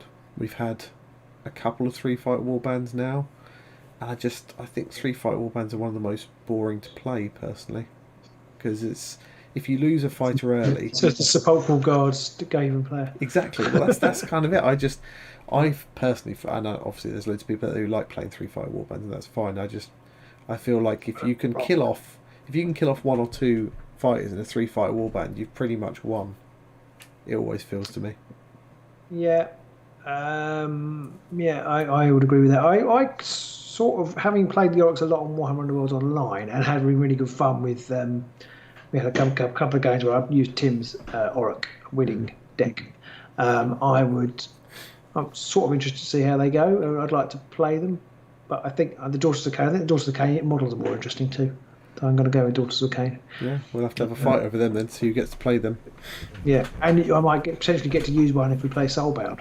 Really? That's a character because they're cool. You can be a Daughter of Cain in Soulbound. But you're going to be the DM. You're always the DM. I know. I'm always a DM, so that anyway. But that's not the point. Matt says he thinks they rotated a season out too soon. That's an interesting one. I can see what you mean with Nightbolt and Beastgrave starter cards, and it felt a hamstring more than a challenge. Yeah, I can see what you mean, but I can't really imagine playing this game still with change of tactics and advancing strike and things like that. I think it would be, especially by now, maybe. I would have done my head in. I would have capitulated. I was almost, until they announced that they were rotating out all these Shadespire cards, I was almost ready to give up with the thought of Beastgrave landing.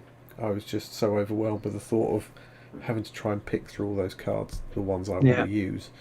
And when they said Shadespire's gone, it just felt like a weight had been lifted off my shoulder, and it kind of it changed it shifted the game a bit. I mean, it shifted it too far towards objectives, and if we did have all the Shadespire cards still, it may be offensive play would still be the way to go with ready for action and stuff like that in there.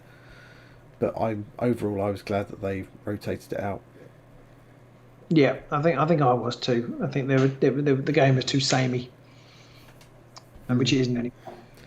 Andrew sacrifice mechanic. Sorry, go on. Oh, no, after you.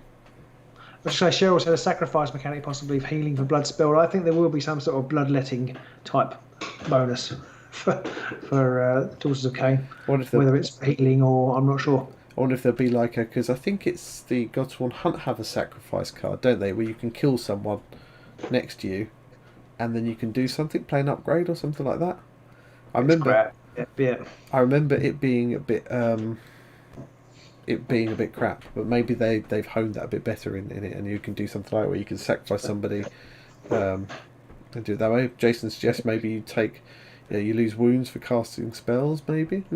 Yeah, be interesting. And a spell dice or something. There's options at least, whereas the Oryx is probably they're going to be really aggressive and smash things. And there's only 3 fights, so they're not going objectives, whereas the Daughters have 5, so you can go objective. Well, they might, because I have heard it said that the Wormsback can play an objective game. I mean, they do have their own supremacy, so they're probably very well suited for that. Definitely not. Andrew Murray said that he really liked the concept of the leaders packs. Still had a few must-have cards in it. Shame they didn't continue that idea. I kind of like that, but leaders always seem quite over, quite key anyway, quite often. And I almost end up preferring relying on my regular fighters than having to rely on my leader, because when I do that, it always seems that the leader fucking dies. It's really annoying. Don't do magic. They just make potions, surely. It'll be praying, but probably use magic dice. Yeah, I mean, it'll be magic in some form or another, won't it? Unless they decide to do that. How the Soulbound works now on the magic front. They definitely have a priestess. They have some cool miracles. Our latest video is about miracles. The skills and talents and the miracles, and there's some pretty cool ones in there. They can pull the blood out. Pull the blood out of people. Ooh, funky. Yeah. It's not like, a picture of Sigmar in the toast or something like that. Wow, my Rice Krispies look like a hammer. We're blessed. Oh, I hate them. Oh, I always do that. Ishpek says, cursed to always DM over the plight. Yeah, very much so. It's your own fault. You don't like not being in control. That is very true. That is very true. Right, have we got any left, Pete? We haven't. I think we've burnt through them all. So I don't know if anybody's got anything left they wanted to say or ask about. Or any other ideas for future live chats? Yes, we need things. We're semantics. It's slightly we're slightly Floundering. yeah, trying to find stuff to talk about. We love talking about it, but it's we've noticed that the viewers have gone down, even though everybody's locked in their houses. Not so much nowadays, but and we'd like to get that number up. So if you've got any exciting things you'd like us to talk about, do pop it in the comments or drop us a line. Yep. On Facebook, or if you're a Patreon supporter, then on the Discord. Yep. That's another bonus of being a Patreon, access to our Discord with everybody talking and painting, and get access to the online tournament and all that kind of stuff. Marvel at Rob's amazing painting and everyone's amazing. Well, yeah, actually, yeah, okay. Everybody apart from mine. Amazing painting. Yep, all that kind of stuff. Ishpek says that he tells his players that I'll play them to DM, but they never want to pay them to DM for him, but they never want to. I mean, I have the problem these days. It's like DMing a game. It's so much work and no gratitude. You sit there and you pour your life into making an adventure up, and all your party do is make funny knob jokes and come up with silly names. I struggle to find the time now to create adventures. Yeah. That's the real problem. But there is a free soulbound adventure come out, so I haven't read it yet because I haven't finished the rule book. But in 3 to 6 months' time, once that rule book's done, 3 to 6 months, I'll be able to play that. Yeah. Maybe we'll have to see if some of our Patreons want to get involved and join in a little online roleplay session. That'd be cool, pretty cool. I'm not sure I'd want to stream it necessarily, but it would be cool to play it. I mean, well, you said the other day you watched they had some celebrities, which might be a strong word. Celebrity D&D thing. Yeah, they did that, and even then with professional comedians, professional comedians, it was still a bit sad. It was, very hard to follow. I think they might have been drinking, but it was it was hard to follow. One of our friends does it too, and I tuned into his channel once upon a time, and again, it just. I think it's great if you want to do it, but I don't think you should necessarily expect anybody to watch it. Let's put it that way. Yeah, and not knocking that person for doing it, or even the people the comedians who are doing it live, but it just doesn't really. It's not a spectator sport, I don't think. No, I don't know. Well, maybe you can watch our live stream next month. we'll see. Or watch it crash. Yeah. VJ said he'd like to hear about some of the other games that we've played. There's not many of them. Ishpek says do an online game. There you go. See, there's got an audience. Got audience of one. Hey. I mean, I think to a certain extent, if we're going to go to the trouble of wiring up cameras, do it remotely, then if we can work out how to stick it on the internet, we might as well. That's kind of what I mean. You might, if you want to do it. But whether anybody watches it or not, I suppose that there are very few, like most things in life, there are a few people who are brilliant at it and make it watchable, and those people have success, and the rest of us do this. have a live stream with 21 viewers. Yeah. And we love every single one of you 21. We do. It's why we do this, even if there were 5 of you watching. I'm like Joe Wicks. Even if there are only 5 of you doing it, I'd still do it. Like liar. Yes, there are 150,000 of us. yeah, you're just lying, Joe. The minute that number drops below the tens of thousands mark, you're canning it. We all know it. And you'll sign up for Celebrity Come Dancing or something like that. VJ, other games that we played, I mean, you've probably seen them all on the channel. We played a little bit of Blitz Bowl, we played a little bit of 40k, we played a little bit of AOS, done a few other random little board games. I mean, I almost feel like that if we want to expand we're kind of having a brainstorming session online now, but if we are going to expand the channel remit, we kind of probably do need to play more games and talk about them knowledgeably, but I just don't have the time. My children don't have the interest to play with me, so I can't try out new games with them because they like to play what we play, but they don't like to play anything new. And the other problem we have is if we do add other games, we've always had this discussion before. If we do play other games, that drops our content.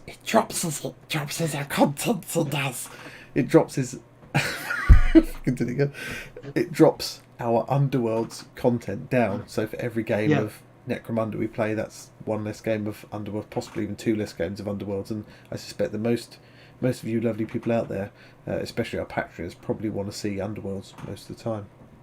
Yeah. Matt Mercer proves that it's a spectator sport for some.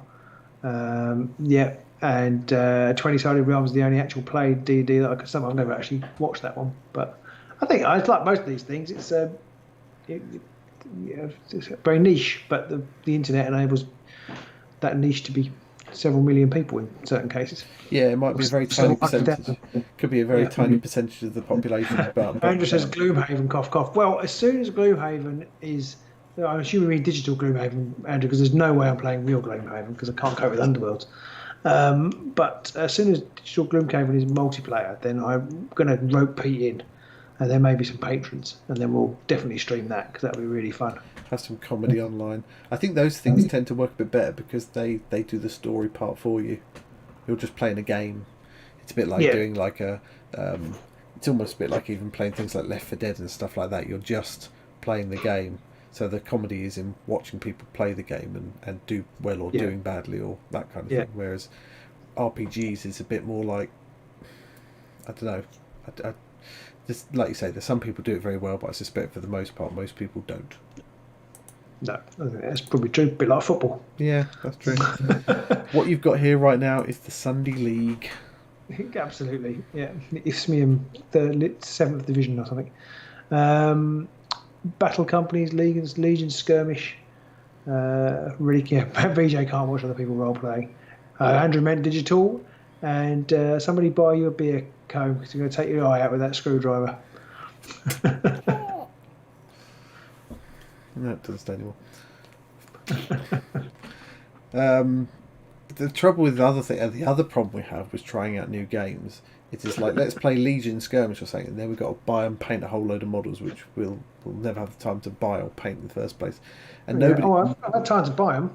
Time to paint them. Time to paint them. And then we're going to play with the same thing week after week. It's like, this week I'm taking the same 6 squads that I had last week, and I think people would get pretty fucking bored of that pretty quick. So it's not like we're a mini war game where we can go, we're going to play this army this week and this army the next week and this army the week after that, and then go back to the first army but with a completely different build using just all of this kind of model or something like that. Okay. Timo would like to see a video where we talk about the state of Warhammer Underworlds Online, what features are missed, which cards you want to see next, good warband releases to spice up the meta, etc. Stuff like that. We could probably do that. I reckon we could do that maybe next week even. Next week? We could probably do that next week, yeah. And which bug should be fixed first? The one that means I don't win games. I don't think there's a bug for that. Oh, okay. And Jason apparently has put in a query for us guys to get a copy of Mythic Battles Pantheon. Wow, Jason, that's very kind of you. What's that? He's talked about it before, and I did look at it. It's kind of it's like a pantheon of mythical creatures, and they battle. I don't know how you got that from the title. I think you're just picking ideas out of the air now. I did buy, I think I said this last week, I did buy the Marvel Champions card game about a month ago, which has just sat there and I haven't learned how to play it. Because I thought I'd have fun. I thought I'd have free time in lockdown. What an idiot. Yeah, well, there's a lot of people out there who've had free time. It's not us. Yeah. What happened to the pub quiz? Yeah, Ed? Yeah. It's like DMing. It's a lot of effort to sort that out. Again, it's I'm doing the Gloomhaven video. I'm doing the Soulbound stuff. We're writing the theme tune. We're singing the theme tune. Video last week, and getting all that, and teaching my children to keep out of my way. It's it's hard. It's a lot of crap. It's a lot of crap to do, and I still would love to do the pub quiz. It's just coming up with 30 questions or 40 questions that aren't crap. Because you want to be. Questions. Yeah, well, that's the thing. Do you want to be Underworld's thing, or just I could do general knowledge quiz? I think it needs to be an Underworld's thing, really, given the situation we're in. This being our main, Yeah, I think you're right. Yeah, I was only joking. Yeah. VJ asks who has. Oh no, sorry. Ishpek asks VJ who he's watched play. I mean, I agree with VJ. On the few occasions I've watched people, I've found it a little bit cringy. I've never really found watching roleplay stuff online to be particularly brilliant. Even when I've watched like professionals doing it. It's just luck, isn't it? Like, because as Ishpek said, a bit further up, if you good performance artist with a D&D rule set could potentially be good and interesting. But Ed's being demanding. That's our first question. Who is the most demanding patron? Is it A, Ed, B, what was Mr. it demanding? Oh, I'm the pub quiz. Sorry, yeah, I'm with it. Honestly, it's still there. It's still there in the back of our minds, Ed. It's just wasn't in the back of mine. I completely forgot it. I'll try. I would love to do that though. I would love to do that. The trouble is how you do it, because if you want to try and make it competitive at all, how do you mark? You do it through Kahoot. Through Kahoot what? Kahoot. What's one of them? Kahoot is I've done a couple of quizzes through it. It's basically a quiz program. You can set up quizzes, multiple choice quizzes, and then you score points depending on your run as well. So the more questions you get right in a row, the more points you score. And then it does it all for you. Okay, maybe we'll have to look at that.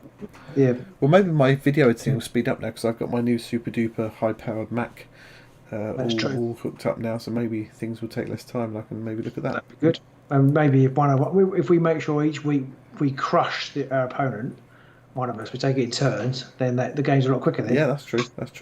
Just it might get a bit obvious though. What are you going to do with your power? Fuck, I'm just going to get rid of all my power cards.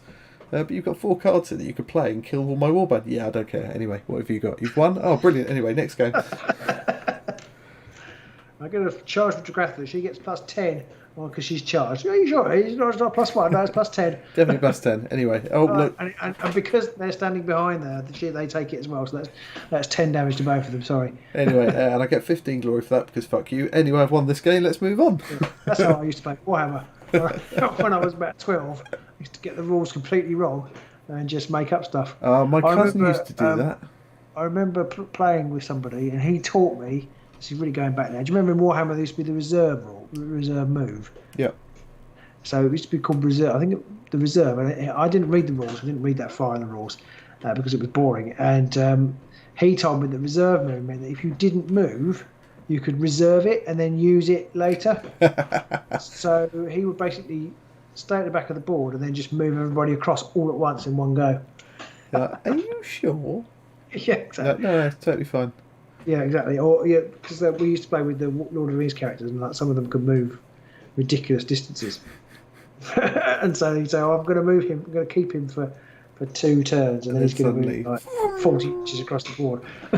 I remember my cousin used to play, and he would read the fluff description of something, and then that would be how the rule worked. So there was a particular Warhammer. He used to play High Elves, and he had this character who supposedly had like this jewel which enabled him to like almost like bullet time sort of thing. I mean, he could react like in sub-second time or whatever the thing was. So we're playing a game, and then we go, okay, I'm going to charge and attack this character. He's like, I'm going to use my gem now, and I'm going to move him away and attack this person over here. We're like, that sounds really good. Is that how it works? And he's like, yeah. So like, I want to read the rule. So we pick it up and read it and go, no it doesn't. It gives him +1 initiative, you lying bastard. He's like, but it says he can do this. Like, that doesn't mean anything. That's just a fluff. That's not the rule. That's not how this works. But it wasn't a malicious thing. It wasn't like, I can do this, I can win because I love beating them. It was just, that sounds cool, so that's how it works in my head, and that's just that's how a lot of my early games were. And I think I've been talking about this before. That's where my kids miss out because we kind of know the rules, and then I was just left to get on with it. Yeah. And they don't want to play. I think probably because I get involved, or they want me to get involved. But then it ends up being right, which is a bit boring. It actually, be much better if I wasn't around and they could just make up whatever the hell they liked. Yeah, because if you're there, you're like, no, you roll 2 dice and you have to get a 4, and you can't just roll 1 dice and get any number of moves. That would just be anarchy. But not even that. But they want me to do that. It's not even that I'm doing that. They know I know the rules, so they'll ask me the rules, and you don't say to them, "Well, just make up the rules." but if I wasn't around, that's what they do. Yeah, I do wonder, uh, and I don't think your kids are massively interested in Games Workshop or Warhammer. They have a part, I don't know, but I know neither of mine are particularly interested at all, other than, oh, those are the toy soldiers Dad plays with. But neither of them are really that interested in it. I've bought stuff for them in the past. I've tried to play games with them and stuff like that, but there's no real interest there because of digital games. And it's almost a bit sad. It's like digital games don't have any inventiveness in them, really. There's no, you know. My son plays endlessly with his Space Marines, but he doesn't play Warhammer with them. He just plays Shooting around and stuff, made up shooting games, which is okay. Yeah, like little green army men, Yeah. just very expensive versions of them. Well, my son bought, with some pocket money, he bought a load of like little green army men. He had some, and he bought some others, and then he bought some little cheap little tanks and stuff. I'm sitting thinking, dude, I've been showing you this crap, like Games Workshop stuff, for friggin' years, and now you're playing with this. That's how he might get into it, though. Yeah, maybe. So, yeah. But yeah, so but my kids aren't that interested. I'm hoping my youngest might want to play Star Wars Legion with me when he's a little bit bigger. His attention span is not great, but I think when he's bigger, because he loves all the mythology and the lore around Star Wars. So I think he'll really enjoy playing that game. Yeah. But he's not big enough yet. See, my youngest, well, neither of my kids are really interested in Star Wars. That's probably because I'm not that interested in Star Wars. But they were watching the second film in the second 3 films, so where Darth Maul, all that, the worst trilogy. But he was watching the second film, and it had the senator in it, Darth Sidious. And my youngest is sitting there, and he goes, "I reckon he's either Palpatine or Darth Sidious." Like, well, he's both. But at the same time, how do you know that? Because you've not watched this film ever before. But he's obviously read it in either one of the Lego Star Wars books or something like that. So he's picked up a lot of this stuff. Yeah. But anyway, we've gone massively off topic now. But we have. We've been Jason says that our minutes. connection's driving him nuts, and we keep stopping and starting. Is that your connection or ours? Because mine says that we have an excellent connection. So I don't know what's going on there. So apologies for that if it's us. Cheers, Ed. Thanks for being present and correct and watching. And maybe next week we'll do a session just about Underworlds Online. That sounds good. We ought to see if we can get Cal back on at some point. Yes, we should. I suspect they might be a bit busy at the minute. Maybe I'll try dropping Cal a line, see if he's up to much at the moment. Maybe see if they've got anything else in the works. Because we need to get the support up for the game, because it's a good game. And the founder of the player base isn't so good. So we'll get on that. Yeah, I agree. Ishpik says, in my cousin's defence, the format of the rules can confuse people that way. It can be, if it weren't for the fact that he'd probably played war games for like 10 years by that point, like the rest of us, so he knew the difference between fluff and rules. He just liked making his own rules up. But yes, anybody who's interested about whether they want to pick up Underworlds Online or not, do it, because it needs more support, and I think it'll only get better. Do. So I agree. I think it's time for us to say goodnight there to everybody out there. It's time to play the music. That's the opposite of that time. It's time to stop playing the music and turn the lights off. And you can all go to bed. Bom, bom. Yeah, apart from VJ and Jason, so they can't go to bed. It's morning. Yep, sorry about that, guys. But they're in the future. Ooh. Future wibbly wobbly timey wimey stuff. Jason says he finds RPG streams are okay when they're role playing, especially when they're good at portraying their characters and really into it. But the minute combat starts, I just want to kill myself. That's actually a bit like the real game for me. Playing it, I would happily. I love the talky bits, but the role play, the combat after about round 2 starts to really get on my nerves. I think combat, and a lot of games suffer from this as well.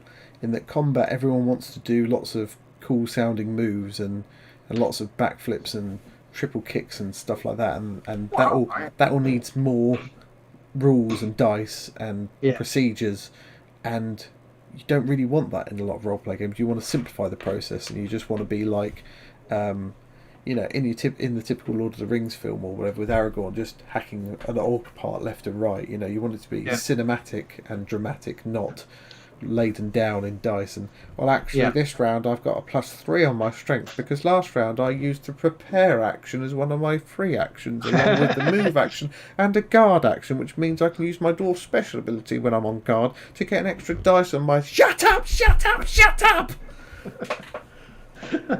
You see, I think it might be fun if we streamed. But only if we sit there moaning about the game. Sorry, Timo. Damn the song. Yeah, fair enough. So it's time for us to go, and time for some of you to finish your day, and some of you to start. It's time to say goodbye. It's time to say goodbye. I can't remember the rest of the words. Okay, that's it. Goodbye. Fuck off. Yeah. Thanks for tuning in, guys. Maybe next week let's get those numbers up. Try and spread the word. Let's get those numbers up. Yeah. And close harmony singing, old film references, and when I were a lad stories. When I were a lad, everything were made lead, even dinner, and we were glad. But thanks, guys. We'll see you all soon. Bye.